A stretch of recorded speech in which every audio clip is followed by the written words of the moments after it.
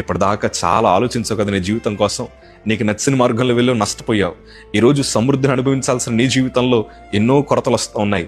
వివాహం విషయంలో తప్పుడు నిర్ణయాలు తీసుకున్నావు. అయ్యో నాకెందుకు ఇట్లాంటి భర్త వచ్చాడు, నాకెందుకు ఇలాంటి భార్య వచ్చిందని ఎన్నో రకాల ఆలోచనలు. స్నేహితుల కోసం కొంతమంది వాళ్ళు చదువుతున్న కాలేజీలో జాయిన్ అవ్వాలని వారికి ఉండే తలాంతంతా పక్కన పెట్టి, వారు ఏదైతే అవ్వాలనుకుంటున్నారో వాటన్నిటిని పక్కన పెట్టి కేవలం కాసేపు మనతో మాట్లాడే స్నేహితుల కోసం కొంతమంది తప్పుడు నిర్ణయాలు తీసుకున్నారు. యవన వయసులోనే తప్పుడు నిర్ణయాలు తీసుకున్నారు. ఈరోజు నా 2 చేతులు జోడించి చెప్తున్నాను, మీరు భక్తి చేయండి, ప్రభు వైపు చూడండి, దేవుడు మీ చరిత్రను మారుస్తాడు. ఎందుకంటే యోనా జీవితం మనకు బాగా తెలుసు. దేవుడు చూపించిన మార్గంలో వెళ్లకుండా అతడు మంచి భక్తిపరుడే, అతడేమీ పాపం చేసిన వాడు కాదు, కానీ అతడు భయపడ్డాడు.